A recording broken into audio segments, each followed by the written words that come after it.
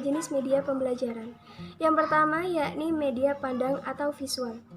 Media pandang berkaitan dengan alat indera penglihatan. Media ini menggunakan alat bantu atau visual aids yang sangat berguna bagi proses pembelajaran, yakni dapat memperlancar pemahaman, memperkuat ingatan, serta dapat mengaitkan antara isi pembelajaran dengan dunia nyata.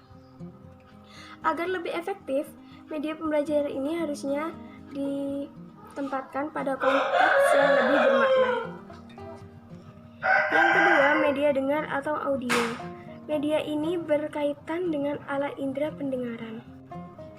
Pesan yang disampaikan dituangkan ke dalam lambang-lambang auditif, baik verbal maupun nonverbal. Media audio dapat menarik siswa untuk mempelajari materi lebih banyak. Yang ketiga yakni media pandang dengar atau audiovisual.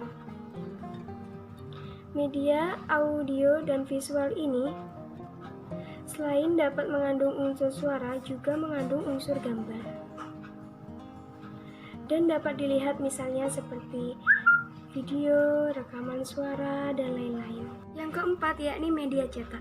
Media cetak adalah media visual yang pembuatannya melalui proses pencetakan atau printing. Media ini menyajikan pesannya melalui tulisan-tulisan atau gambar-gambar, gunanya untuk memperjelas pesan yang akan disampaikan. Media cetak yang umum dikenal seperti buku atau majalah, serta buku penuntun, jurnal, atau lembaran lepas. Yang terakhir yakni media komputer. Dewasa ini media komputer memiliki fungsi yang berbeda dengan media pembelajaran lainnya. Komputer berperan sebagai manajer dalam pembelajaran. Dan media komputer ini memiliki semua kelebihan yang dimiliki oleh media pembelajaran lainnya. Selain mampu menampilkan teks, gerak, gambar, serta suara, komputer juga dapat digunakan sebagai sumber belajar yang hampir tanpa batas. Media komputer mempermudah pendidik dalam menyusun materi pembelajaran. Program yang terdapat di dalamnya mempermudah guru untuk menyusun materi pembelajaran agar terlihat lebih menarik. Saya di sini akan menjelaskan tentang ciri atau karakteristik media pembelajaran. Menurut Gerlach dan Eli mengemukakan ada 3 ciri atau karakteristik media pembelajaran. Yang pertama yaitu ciri fiksiatif. Ciri fiksiatif adalah menggambarkan kemampuan media dalam merekam, menyimpan, dan melestarikan suatu peristiwa atau objek. Yang kedua, ciri manipulatif.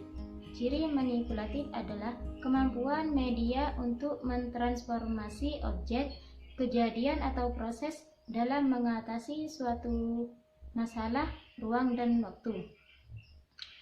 Yang ketiga yaitu ciri distributif. Ciri distributif adalah menggambarkan kemampuan media mentransformasikan objek atau kejadian melalui ruang secara bersamaan. Di sini saya akan menjelaskan tentang kelebihan dan kekurangan media pembelajaran. Meskipun media pembelajaran sangat dibutuhkan dan diperlukan oleh tenaga pendidik atau seorang guru, namun ada beberapa kelebihan dan kekurangan yang dimiliki oleh media pembelajaran. Tentu sebelum itu kita harus mengetahui dulu jenis-jenis media pembelajaran.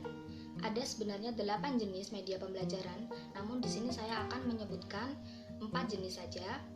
Yang pertama ada media audio, yang kedua media proyeksi, yang ketiga media 3 dimensi, dan yang keempat media berbasis manusia. Yang pertama dapat memusatkan perhatian, yang kedua harganya relatif lebih murah, yang ketiga sifatnya mudah dipindahkan, yang keempat bisa mengatasi masalah waktu jika digunakan secara bersamaan, yang kelima dapat mengembangkan daya imajinasi anak, yang keenam dapat merangsang partisipasi aktif, dan yang ketujuh dapat memusatkan perhatian siswa. Dan kekurangan yang dimilikinya adalah Yang pertama, sifat komunikasinya hanya satu arah saja. Yang kedua, biasanya siaran disentralisasikan sehingga guru tidak bisa mengontrol. Yang ketiga, penjadwalan siaran dan pelajaran seringkali menimbulkan masalah. Itu adalah salah satu contoh dari media audio, yakni radio. Kemudian yang kedua, kita akan membahas tentang media proyeksi. Contohnya adalah saya beritahukan satu saja, yakni film bingkai, yang mana ia memiliki kelebihan. Yang pertama, materi yang sama bisa disebarkan ke seluruh siswa secara bersamaan atau dalam satu waktu saja. Yang kedua, perhatian anak dapat dipusatkan pada objek tertentu. Dan yang ketiga, fungsi berpikir penonton dirangsang dan dikembangkan secara bebas. Yang keempat, film bingkai ini berada di bawah kontrol guru, kemudian penyimpanannya juga mudah. Kemudian yang terakhir, film bingkai juga dapat mengatasi keterbatasan ruang.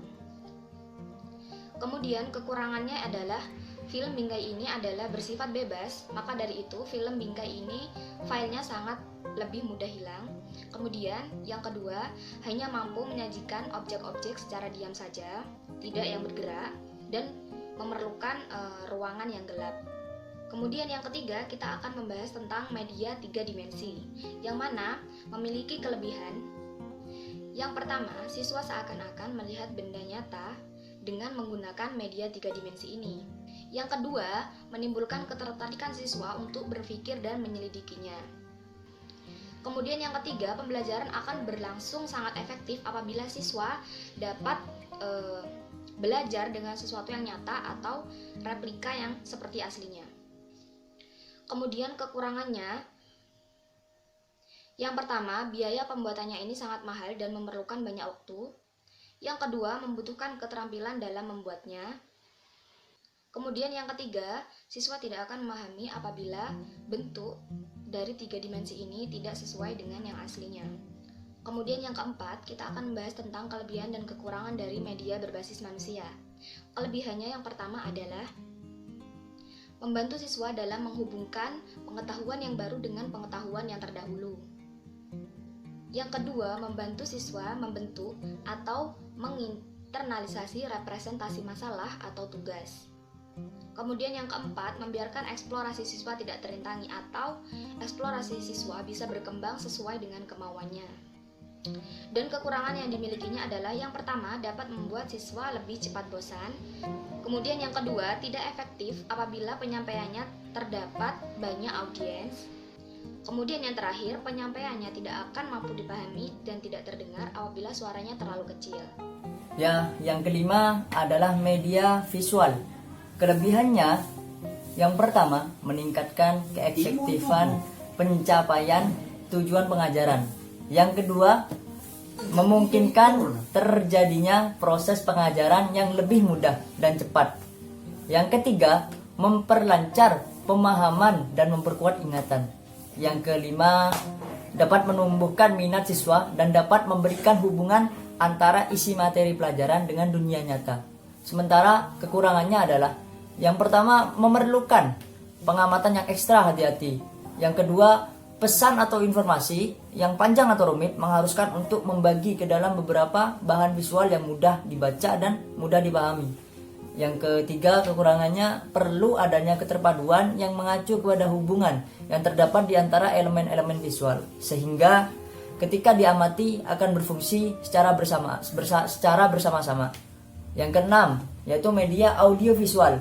Kelebihannya yang pertama, menarik dan memotivasi siswa untuk mempelajari materi lebih banyak, menjadikan model yang akan ditiru oleh siswa. Yang kedua, menyiapkan variasi yang menarik dan perubahan tingkat kecepatan belajar mengenai suatu pokok bahasan atau suatu masalah. Yang ketiga, kemampuan media ini dianggap lebih baik dan menarik karena ada 2 unsur media, yaitu audio dan visual. Sementara kekurangannya terlalu menekankan pada penguasaan materi daripada proses pengembangan dan tetap memandang materi audiovisual sebagai alat bantu guru dalam proses pembelajaran. Ya, yang ketujuh adalah media komputer. Kelebihannya adalah sebagai peranan supervisi dan meringankan beban pendidik terhadap berbagai tanggung jawab mengenai yang memakan waktu. Itu kelebihan yang pertama. Yang kedua, memungkinkan siswa untuk belajar lebih lama dan dapat mengungkapkan berbagai kebutuhan khusus siswa. Yang ketiga, komputer dapat mengakomodasi siswa yang lamban menerima pelajaran karena ia dapat memberikan iklim yang lebih efektif dengan cara yang lebih individual. Tidak pernah lupa, tidak pernah bosan, sangat sabar dan menjalankan instruksi seperti yang diinginkan program yang digunakan. Yang keempat, komputer dapat merangsang siswa untuk mengerjakan latihan dan melakukan kegiatan laboratorium atau simulasi. Hal ini karena tersedianya animasi, grafik warna, dan musik dalam komputer sehingga dapat menambah realisme. Yang kelima, kendali berada di tangan siswa sehingga tingkat kecepatan belajar siswa dapat disesuaikan dengan tingkat penguasaannya. Yang terakhir, kelebihannya dapat berhubungan dan mengendalikan peralatan lain seperti compact disc video, tape, dan lain-lain. Kekurangannya, sementara kekurangan media komputer ini, meskipun harga perangkat keras komputer cenderung semakin menurun atau murah, namun pengembangan perangkat lunaknya masih relatif mahal. Untuk yang kedua, untuk menggunakan komputer diperlukan pengetahuan dan keterampilan khusus tentang komputer. Yang ketiga, keragaman model komputer atau hardware sering menyebabkan program software yang tersedia untuk satu model tidak cocok dengan model yang lain. Yang kedelapan, yaitu media cetak. Kelebihannya media cetak ini, yang pertama, siswa dapat belajar dan maju sesuai dengan kecepatan masing-masing. Materi pelajaran dirancang sedemikian rupa sehingga mampu memenuhi kebutuhan siswa baik yang cepat maupun yang lamban membaca dan memahami. Namun pada akhirnya semua siswa diharapkan dapat menguasai materi pelajaran itu. Yang kedua, kelebihannya di samping dapat mengulangi materi dalam media cetakan siswa akan mengikuti ukuran pikiran secara logis. Yang ketiga, perpaduan teks dan gambar dalam halaman cetak dapat menambah daya tarik serta dapat memperlancar pemahaman informasi yang disajikan dalam dua format verbal dan visual. Nomor 4, meskipun isi informasi media cetak ini harus diperbaharui dan direvisi sesuai dengan perkembangan dan teman-teman baru dalam bidang ilmu itu, materi tersebut dapat diproduksi dengan ekonomis dan didistribusikan dengan mudah. Sementara kekurangan media cetak, yang pertama, sulit menampilkan gerak dalam halaman media cetak. Biaya percetakan akan mahal jika menampilkan ilustrasi, gambar, dan foto yang berwarna-warni. Itu yang kedua. Yang ketiga, proses percetakan media seringkali memakan waktu beberapa hari bahkan berbulan-bulan, tergantung kepada percetakan dan kerumitan informasi pada halaman cetakan. Yang terakhir, kekurangan media cetak, jika tidak dirawat dengan baik, media cetakan cepat rusak atau hilang. Terima kasih. Mungkin cukup dari saya penjelasan kelebihan dan kekurangannya.